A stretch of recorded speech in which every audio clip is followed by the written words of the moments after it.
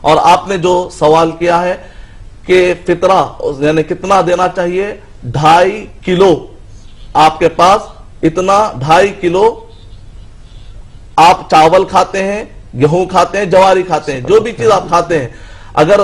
کسی گھر میں چاول، گیہوں اور جواری تینوں کھائی جاتی ہے، اور اگر 3 فطرے ہیں، ان کے گھر میں 3 افراد پائے جاتے ہیں، تو ایک چاول کا، ایک گیہوں کا، ایک جواری کا نکال دیجئے۔ اگر کسی کے پاس زیادہ چاول ہے تو زیادہ چاول کا نکالیے، اگر گیہوں اور چاول برابر ہے تو گیہوں اور چاول دونوں کے نکالیے، ہر ایک پر ایک ایک فطرہ لگے گا۔ 4 افراد ہیں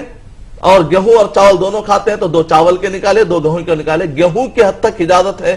حدیث شریف کی روشنی میں، اگر آدھا فطرہ بھی دے گیہوں کی حد تک صرف تو بھی جائز ہے، یعنی اگر کوئی 1.25 کلو بھی گیہوں دیتا ہے تو فطرہ ادا ہو جائے گا۔ امید کا آپ کا جواب مکمل۔ ایک سوال کا پہلو ہمارا باقی رہ گیا تھا کہ بچوں پر فطرہ ہے یا نہیں ہے، تو آپ بنیادی اصول جان لیجئے کہ عید الفطر چاند نظر آنے کے بعد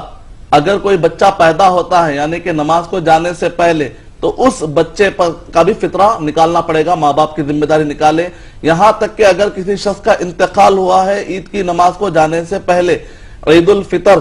تک بھی وہ شخص موجود، یعنی کہ چاند نظر آنے تک بھی موجود تھا، عید الفطر کی نماز کو جانے سے پہلے اگر انتقال ہوتا ہے تو اس شخص کا بھی فطرہ ادا کیا جائے گا۔ اس ڈیوریشن میں جو بھی شخص رہے گا باحیات، اس کا فطرہ ادا کیا جائے گا۔ اور